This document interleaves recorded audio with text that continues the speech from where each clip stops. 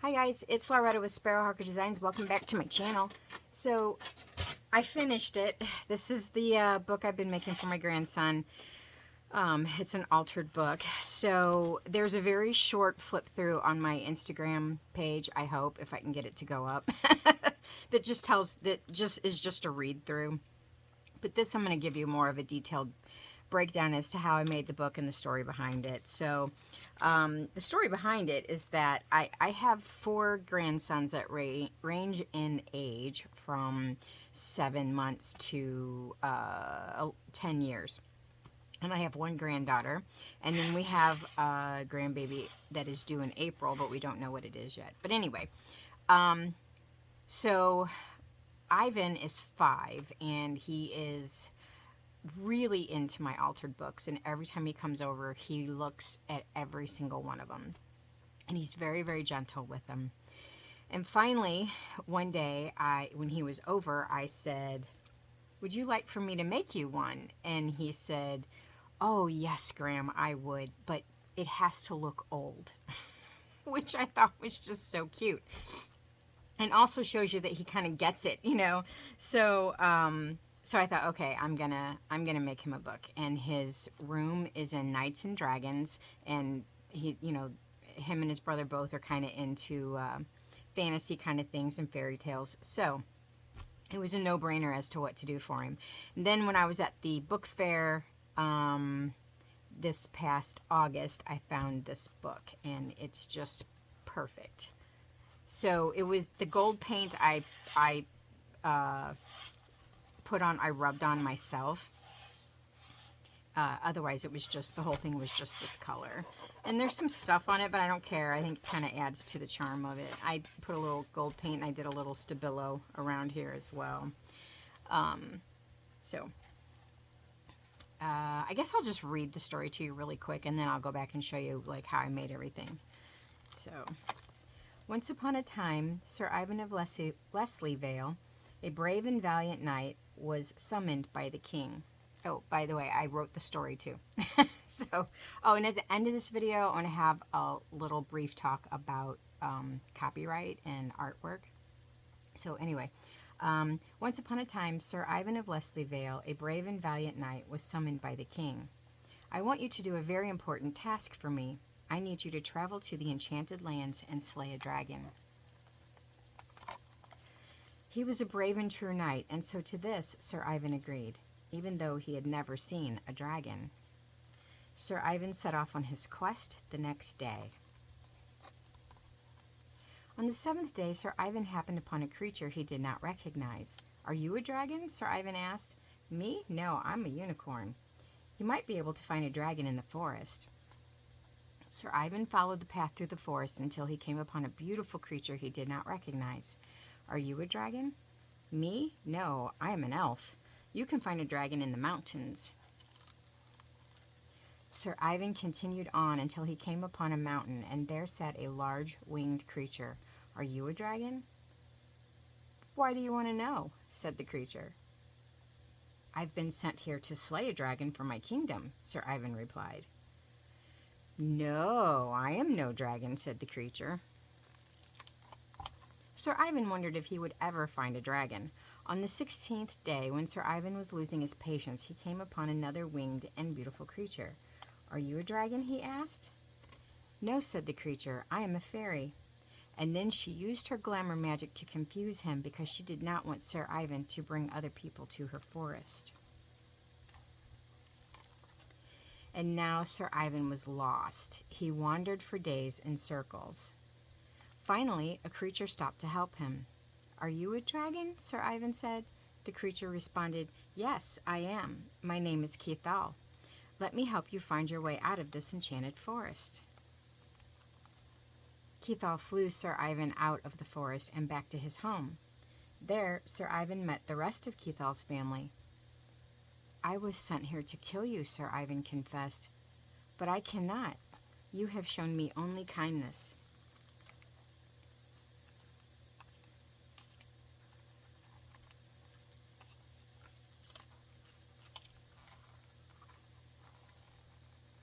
Sir Ivan returned home and told the king that he had failed on his quest to slay a dragon.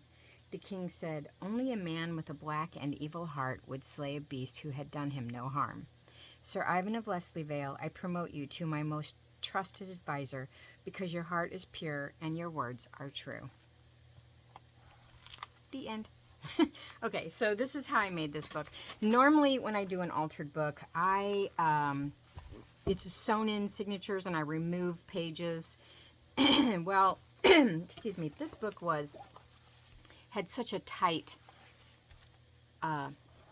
this like clamped the pages and I could not get in there to get the pages out. So I had to just use a knife and just cut out some of the pages, and then I glued pages together. There are other videos I have up that show you how I do those. I'll just do a real quick breakdown here of what everything is. This here is from the cover of a scrapbook packet called Once Upon a Time. I think you can get it at Joann's, and this is just the cover. And like I said, I wrote the story, and the background is just acrylic paint. This came from a junk journal kit on Etsy from a store called Ethereal Bohem. So I'll put it in the description. This is a public domain image. This is a painting that I got out of one of the art books that I got at the book fair. This also came from this particular junk journal kit. This here is the same. Okay, so the background here, I did acrylic paints, and then this is a public domain image, so is this. I just cut this out and put this painting behind that. This might be a Watts painting, I can't remember. I hope this is in view. Here I took, so there was a storybook that, a kid's book that I found, I don't know where I found it, but anyway, and it had paintings of like a city. And so I took that page out and I cut the city out, and then I traced it on to paper and made my own template, so that I could manipulate the buildings how I wanted, because this is not how they are in this storybook. And then I covered them with different scrapbook paper and stuff. I love the stained glass window one. And put it down like it was part of the city. On this page, I did some, this is texture paste with some acrylic background.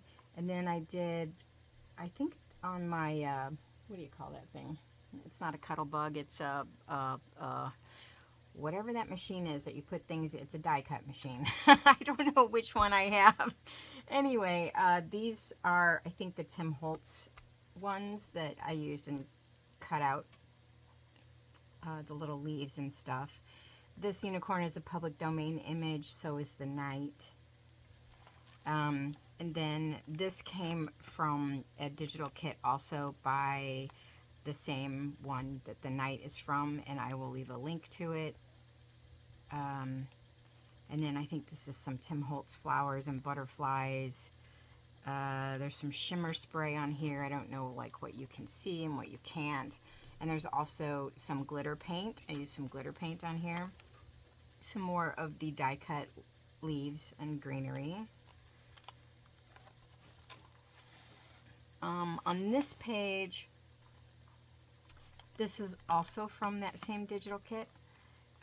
And this actually is too, the flower things.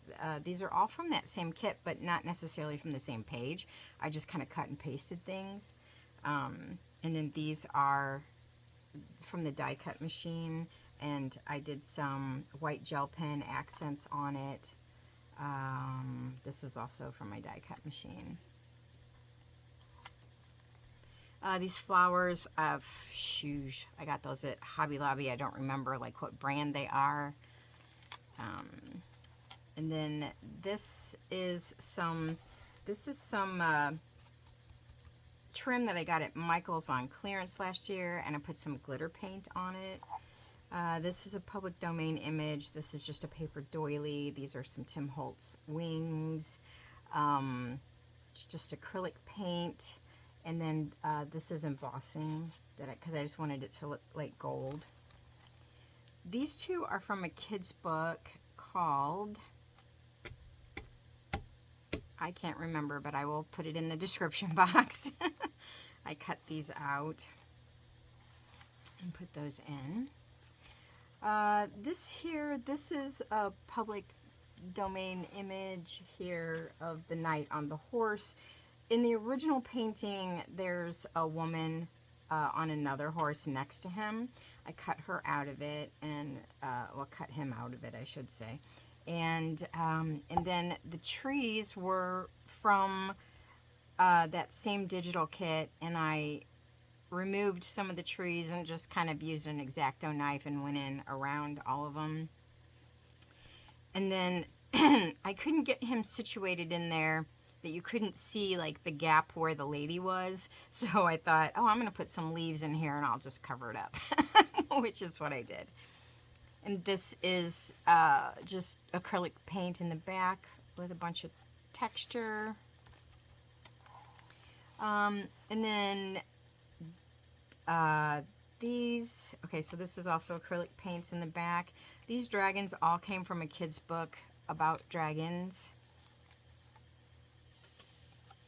Every now and then something's not quite dry, and when you shut the page and then open it, it sticks. Again, this was acrylic paints with some texture. I used plastic bubble packaging to make this texture here. And then I used some sprays.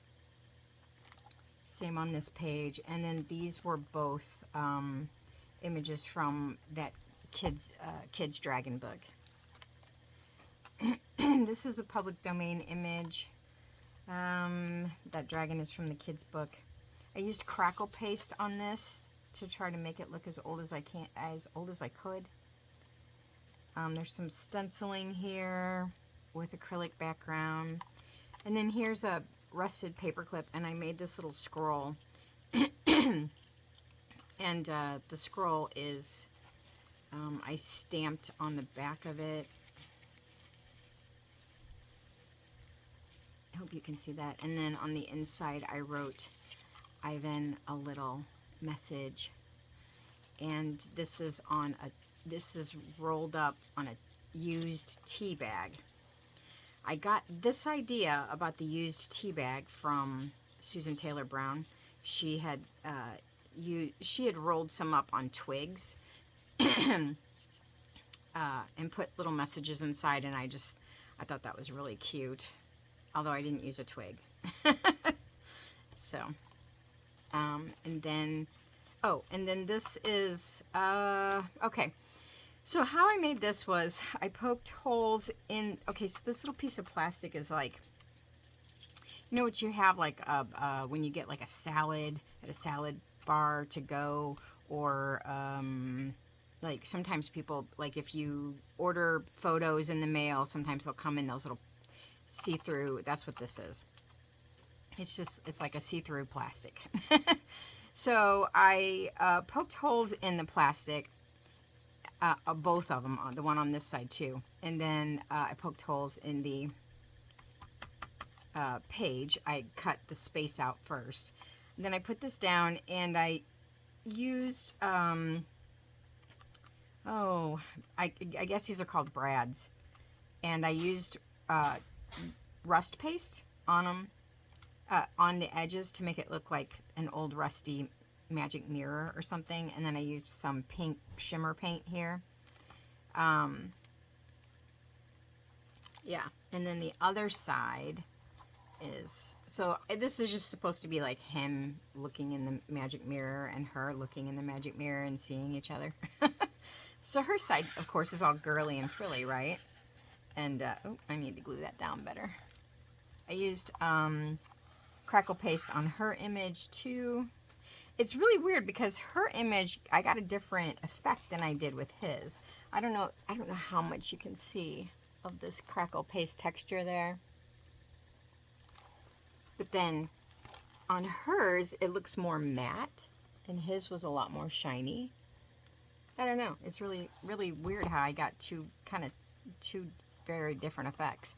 Anyway, so how I made this page was acrylic paints, and then I decoupaged napkins. I also did some stencils underneath the napkins, and then I just added a butterfly and some flowers, and then some of those die cut leaf things that I cut out. Yeah, that's that. And then on this last page, this is a public domain image. It's a pretty famous painting, actually. And this is too. This is actually a real prince in real life. I can't Prince Rupert. And then the dragon came from a kid's book, and then this came from a digi-kit. This came from Graphics Fairy. I think this did too, if I remember correctly. And then these are just half circle. They're I don't know if I have any laying around here, but you know, your circle punches. I just did half and used like a banner, and I just wrote brave, true, loyal, honest, pure, and kind. Again, acrylic paints. I used a brayer on some of it, and a Stabilo on all of it. Some of this I outlined with a micron pen, because I didn't really want...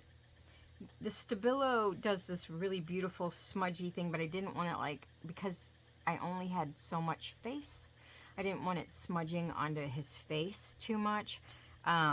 So any place that I didn't really want too much of a smudge, I used a micron pen. I think like around the dragons, and no, this is all Stabilo here, but this I used the micron pens on these two. Around the leaves and the unicorn, I used this pen rather than using the Stabilo, because I really didn't want a big smudge on all of that, but I still wanted something to make it pop so that it didn't all just fade to the back. So anyway, so about I wanted to talk about the copyright stuff, because inevitably somebody's going to ask me about this, and I think it's kind of important. Now, first of all, I'm not selling this book. It's a gift, and I paid for all of the things that are in here, so there's no problem with copyright here in this particular book. With digital kits, so I did pay for this digital kit. There's normally an agreement on digital kits what you can use them for and what you can't. So I could use, if I wanted to sell this book, I would be okay to use this because it's in their agreement. I can't take this and use this in something that I'm going to mass produce. So like, I couldn't make a greeting card with this image and then sell thousands of greeting cards, you know. I could not reuse this in a digital kit that I'm going to make and sell. But the limited use on those digital kits is that you can use them in things you are going to sell, as long as you're not like mass producing them. The public domain images are, of course, fine to use, even if you are selling them, but be careful because there is sort of a date on those. I think it's anything made before 1925, I think. And even then, sometimes some artists, some of their stuff is still copywritten. So this came out of an actual art book that I bought the book, so I did not make a copy of it. I could not make copies of this and then keep using them, but you can use the original. I think everything else in here is, this is, like I said, all of the public domain images are fine to use. This came from the digital kit. And so you do have to be careful with this whole idea that you can take somebody else's artwork and change it by 20% and that then it's fine that's bull. That's crap. That is not true. So like if I wanted to do collage art that I was going to sell and I'm using these two images that came out of a kid's book, technically, unless I get their permission, that's wrong. Technically, that is breaking the copyright law. Now, whether or not you're going to get caught is another matter, but there's more to it than just getting caught. There's just the whole moral aspect of it. So if I was going to, let's say I was going to mass produce this, like a poster or something, there's no way I could get by with this. Technically, I've changed both of these. They came off of different pages in the book. Technically, I've changed them by 20%. They've got glitter paint on them, etc., etc. I still can't do it. It's under copyright law, and unless I write to the artist, which more than likely I'd have to go to the publisher, and get written permission to use them, which sometimes you can do. You know, they'll give you the rights to do it just because you asked. Other times they'll give you the rights and you have to pay for it. So unless I did that, this is not going to get, there's no way I can use this legally if I were selling this. Let's see. There are some, like, even some of the, like, the paper napkin companies, you know, even some of this stuff, they tell you you can use, but you can't use to mass produce or to make money off of, you know.